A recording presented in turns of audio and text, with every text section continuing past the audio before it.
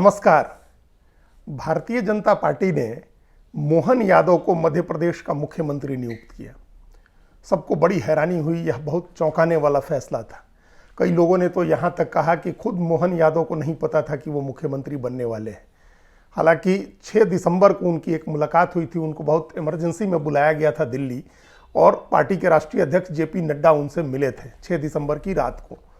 ये भी उनके एक करीबी ने कहा, एक मीडिया को उन्होंने बयान में दिया कि वो कहीं जा रहे थे, जहां से रास्ते में उन रोक करके और उनको बुलाया गया दिल्ली, और वो आए और उनकी मुलाकात हुई। तो हो सकता है कि उनको इसका अंदाजा हो, लेकिन पार्टी के ज़्यादातर नेताओं को इसका अंदाजा नहीं था। जो 7-8 नाम चर्चा में थे 3 दिसंबर को नतीजे आने के बाद से, उसमें कहीं उनका नाम नहीं था।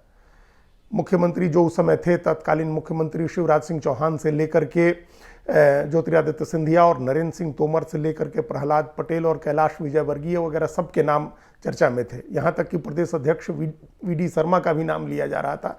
मोहन यादव का नाम उसमें कहीं नहीं था। यहाँ तक कि जब विधायक दल की बैठक होने के पहले ग्रुप फोटो लिया गया सोमवार को, उस दिन भी उनको तीसरी पंक्ति में खड़ा किया गया, तीसरी पंक्ति में उनको जगह मिली थी। तो उनको कहीं से इस बात का आभास किसी को नहीं था कि मोहन यादव को मुख्यमंत्री बनाया जा सकता है। लेकिन ऐसा लग रहा है कि जो जाति गणना हुई है बिहार में और उसके बाद से जो राजनीति शुरू हुई है, उस राजनीति का एक असर कहीं ना कहीं इस फैसले के ऊपर है। लेकिन उससे ज़्यादा इम्पोर्टेंट ये है कि भारतीय जनता पार्टी का जो यादव समाज को लेकर के प्रयोग है, वो प्रयोग समाप्त नहीं हो रहा है। वो प्रयोग लगातार चलता जा रहा है, चाहे बिहार में हो, उत्तर प्रदेश में हो, झारखंड में हो, अब मध्य प्रदेश में। ये प्रयोग बीजेपी का समाप्त नहीं हो रहा है। और इसका कारण ये है कि उत्तर भारत में जो सबसे बड़ी ओबीसी जाति है वो यादव है। अकेले बिहार में उनकी जो 13 करोड़ की आबादी वाले बिहार में 14% आबादी है यादव समाज की।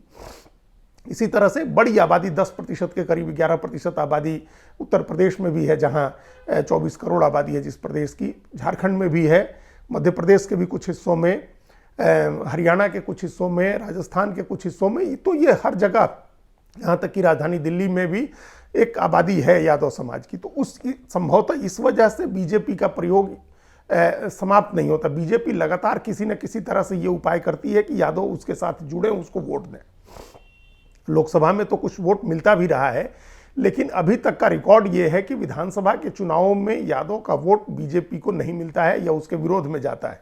जो एक मुश्त वोट है, जहां उसके उम्मीदवार होते होंगे वहां तो मिलता होगा वोट, लेकिन बिहार में यादव अपना नेता लालू यादव को मानता है और उन्हीं का नेतृत्व झारखंड में भी चलता है। उत्तर प्रदेश में उसके नेता मुलायम सिंह यादव हैं, रहे थे, और उनका परिवार है, अब अखिलेश यादव नेता है।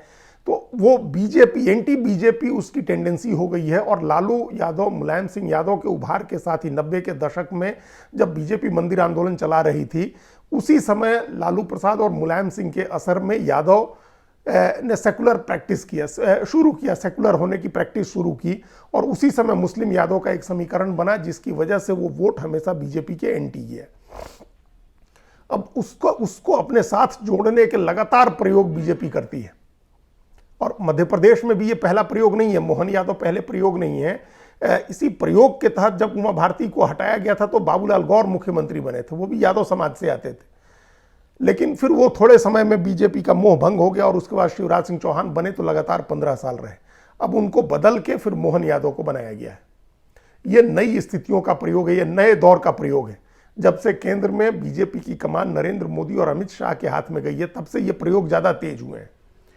और उन प्रयोगों के पीछे ये संयोग हो सकता है, लेकिन भूपेंद्र यादव हर जगह मौजूद रहे हैं। जब वो बिहार में प्रभारी बन करके गए थे, उसके बाद जितने प्रयोग बिहार में हुए, जितनी कोशिश बिहार में की बीजेपी ने, उतनी और कहीं नहीं की। बिहार में जब 2014 में केंद्र में नरेंद्र मोदी की सरकार बनी, तो रामकृपाल यादव केंद्र में मंत्री बनाए गए थे। वो राजद के बड़े नेता थे, लालू यादव के बहुत क्लोज कॉन्फिडेंस में माने जाते थे। उन्होंने पाटलिपुत्र सीट पर लालू प्रसाद की बेटी मीसा भारती को हराया था और उसके बाद केंद्र में उनको मंत्री बनाया गया। भूपेंद्र यादव प्रभारी बने। फिर नित्यानंद राय जो यादव समाज से आते हैं, उनको वहां का प्रदेश अध्यक्ष बनाया गया। 2015 का विधानसभा चुनाव जब बीजेपी लड़ी जेडीयू से अलग होकर के, तो जो सबसे ज़्यादा टिकट जिस एक जाति को दिया गया वो यादव समाज का था, जिसको सबसे ज़्यादा टिकट दी गई। हालांकि इसका कोई फायदा नहीं हुआ, बीजेपी को कोई वोट नहीं मिला, उसका वोट मोटे तौर पर यादव वोट आरजेडी के साथ इंटैक्ट रहा, जुड़ा रहा उसके साथ। फिर नित्यानंद राय 2019 में केंद्र में गृह राज्य मंत्री बनाए गए। इसी तरह से 2019 के चुनाव के पहले झारखंड में जो राजद की नेता थी, जो राजद की प्रदेश अध्यक्ष, विधायक दल की नेता सब रह चुकी थी और लालू यादव के बहुत क्लोज थी, यादव समाज की थी, अन्नपूर्णा यादव, अन्नपूर्णा देवी, उनको बीजेपी में शामिल कराया गया। कोडरमा सीट से उनको चुनाव लड़ाया गया और जीती। तो 2021 में जब पहला रिसफल किया अपनी दूसरी सरकार का नरेंद्र मोदी ने, तो अन्नपूर्णा देवी मंत्री बनी, अभी भी केंद्र में मंत्री हैं। तो ये प्रयोग हो रहे थे, बिहार में हुआ, झारखंड में प्रयोग हुआ, मध्य प्रदेश में तो मरणोपरांत पद्म भूषण देकर के सम्मानित किया गया मुलायम सिंह यादव को, नरेंद्र मोदी की सरकार ने उनको सम्मानित किया। और उनके निधन पर अमित शाह मेदांता गए थे उनको श्रद्धांजलि देने, राजनाथ सिंह और दूसरे बड़े नेता सैफई पहुंचे। उसके पहले मुलायम सिंह यादव के परिवार में एक शादी समारोह था, खुद प्रधानमंत्री गए थे सैफई। और मुलायम सिंह ने भी नरेंद्र मोदी को दूसरी बार प्रधानमंत्री बनने की शुभकामना दी थी सदन में खड़े होकर के। तो इन तमाम प्रयोगों के बावजूद यादव वोट नहीं जुड़ा बीजेपी के साथ। वो मोटे तौर पर बिहार में लालू यादव, झारखंड में लालू यादव के असर में आरजेडी के साथ रहा, और बिहार झारखंड में और मध्य प्रदेश में मुलायम सिंह यादव के असर में अखिलेश यादव और समाजवादी पार्टी के साथ रहा। दूसरे राज्यों में भी कोई ऐसा मोह या ऐसा लगाव नहीं दिखा कि एक मुश्त वो वोट आ रहा है बीजेपी के साथ।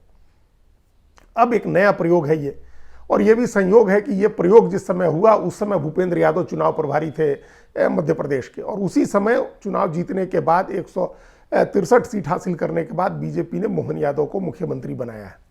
अब बीजेपी ये उम्मीद कर रही है कि यादव वोट उसके साथ आएगा, इसका एक पॉजिटिव असर यादव मतदाताओं के बीच में जाएगा, जो ये दुश्मन के तौर पर देखने की जो धारणा बनी थी, और कई कारणों से ऐसी धारणा बनी थी। जिस तरह से बिहार में गए अमित शाह, तो उन्होंने जाति गणना के आंकड़ों पर जो सवाल उठाया, तो उन्होंने कहा कि मुस्लिम और यादव की आबादी जानबूझ करके बढ़ा चढ़ा करके बताई गई है। तो ये इससे एक धारणा बनी थी कि बीजेपी उनकी विरोधी पार्टी है, उस धारणा को तोड़ने की कोशिश हुई है, और ये ओबीसी पॉलिटिक्स को नए सिरे से उसको रीअलाइन करने का एक प्रयास दिख रहा है बीजेपी का। अब ये देखना होगा कि बीजेपी जो अभी तक नॉन यादव ओबीसी को अपने साथ लेने की पॉलिटिक्स कर रही थी, उस पर इसका क्या असर होगा। बिहार में पूरी तरह से नॉन यादव ओबीसी पर फोकस किया है बीजेपी ने। सम्राट चौधरी जो कुशवाहा समाज के, कोयरी समाज के बड़े नेता हैं, उनको प्रदेश अध्यक्ष बनाया है। हरी साहनी जो अत्यंत पिछड़ी जाति से आते हैं, उनको बिहार विधान परिषद में नेता बनाया है, नेता प्रतिपक्ष बनाया है। विधानसभा में जरूर अगड़ी जाति के नेता प्रतिपक्ष हैं, लेकिन उसके दूसरे कारण हैं। वो पहले स्पीकर होते थे विजय सिन्हा, और उनके स्पीकर के रहते एक बार आसन पर वो बैठे हुए थे और नीतीश कुमार ने उनको अपमानित किया था, तब उन दोनों के बीच में नोकझोंक हुई थी, और उसको कैश इन कैश कराने के लिए बीजेपी ने विजय सिन्हा को विधानसभा में नेता प्रतिपक्ष बनाया हुआ है। लेकिन फोकस उसका पिछड़ी और अत्यंत पिछड़ी जातियों के ऊपर है, और यही फोकस उसका झारखंड में भी है, जहां झारखंड में उसने जो दो बड़े नेता हैं वो आदिवासी और दलित समाज के हैं। प्रदेश अध्यक्ष आदिवासी हैं, और दलित समाज के नेता को नेता विपक्ष बनाया गया है, और केंद्र में मंत्री बनाया गया है एक पिछड़ी जाति से जो यादव समाज से आती हैं, और अर्जुन मुंडा को जो आदिवासी समाज से आते हैं। मतलब यादव और पिछड़ा और आदिवासी और अति पिछड़ा, ये फोकस बनाया है बीजेपी ने। लेकिन उसमें उसका फोकस बिहार और उत्तर प्रदेश जो दो बड़े राज्य हैं उसमें अत्यंत पिछड़ा पर है, नॉन यादव पिछड़ा पर है। तो उस वोट के बीच कैसा मैसेज जाएगा बीजेपी, उस वोट के बीच कैसा मैसेज देगी, इससे ये देखने वाली बात होगी। और वो जो समाज है, जो नॉन यादव पिछड़ा समाज है, वो इस चीज़ को कैसे लेता है, तो वो देखना होगा। और दूसरा जो पिछड़ा, आदिवासी, दलित, इसकी जो पॉलिटिक्स बीजेपी कर रही है, उसका जो अगले जो फॉरवर्ड जातियां हैं और जो बीजेपी के साथ पूरी तरह से जुड़ी रही हैं, उन पर उसका क्या असर होता है, ये भी देखने वाली बात होगी।